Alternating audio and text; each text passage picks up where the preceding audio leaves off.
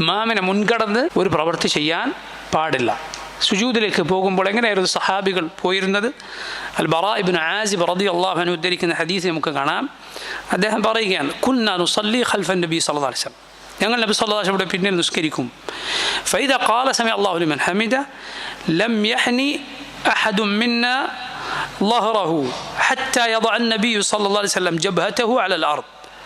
റസൂലുള്ളാഹി സ്വല്ലല്ലാഹു അലൈഹി വസല്ലം സമിഅ അല്ലാഹു ലിമൻ ഹമിദ പറഞ്ഞ് ഇഅ്തിദാലിൽ നിന്നും അതിനുശേഷം സുജൂദിലേക്ക് പോകുമ്പോൾ നബിയുടെ നെറ്റിത്തടം നിലത്ത് വച്ചാലല്ലാതെ ഞങ്ങൾ മുതുക് വളക്കാറുണ്ടായിരുന്നില്ല.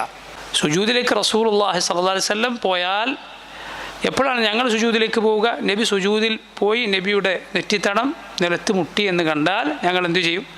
ഇവിടുന്ന് സുജൂദ് ആരംഭിക്കും. അപ്പോഴാണ് മുതുക് വളക്കുക എന്ന് ബറാ ഇബ്നു ആസിബ് റളിയല്ലാഹു അൻഹു എന്ന സഹാബി പറയുകയാണ്. അതുകൊണ്ട് ഇമാമിന് മുൻപേ ചെയ്യുക എന്നത് പാടില്ല, ഇമാമിനെ പിൻപറ്റുക. ഇന്നമാ ജുഇലൽ ഇമാമു ലിയുതമ്മ ബിഹി. റസൂലുള്ളാഹി സ്വല്ലല്ലാഹു അലൈഹി വസല്ലം പറഞ്ഞു, ഇമാം നിശ്ചയിക്കപ്പെട്ടിട്ടുള്ളത് ഇമാമിനെ പിൻപറ്റാനാണ്. ഇമാമിനെ പിൻപറ്റുന്ന കാര്യത്തിൽ ആളുകൾ 4 രൂപത്തിലാണ് നമ്മൾ മുമ്പ് പറഞ്ഞിട്ടുള്ളതുപോലെ.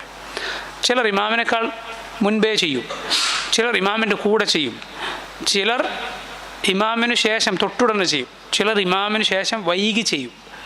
ഇതിലൊന്ന് മാത്രമാണ് ശരി, ഇമാമിനെ പിൻപറ്റുക. ഇമാം ചെയ്ത് കഴിഞ്ഞാൽ ചെയ്യുക, ഇമാമിന് മുൻപേ അല്ല, ഇമാമിൻ്റെ കൂടെയല്ല, ഇമാം ചെയ്ത് കഴിഞ്ഞ് കുറേ വൈകിട്ടുമല്ല. എങ്കിലേ ഇമാമിനെ പിൻപറ്റുന്നു എന്ന് പറയാൻ സാധിക്കുകയുള്ളൂ. ഇമാമിന് മുൻപേ പ്രവർത്തിക്കുക എന്നത് ഗുരുതരമായ തെറ്റാണ്, മാത്രമല്ല അത് പ്രയോജനമില്ലാത്തതുമാണ്. കാരണം അങ്ങനെ ചെയ്തിട്ട് ഒരാൾക്ക് ഇമാമിനേക്കാൾ മുൻപേ സലാം മുട്ടി പോകാൻ കഴിയില്ല. പിന്നെ എന്തിനാണ് അവൻ ധൃതി കൂട്ടുന്നത്? പ്രയോജനരഹിതമാണ്, അതുപോലെ ശിക്ഷാർഹമാണ്.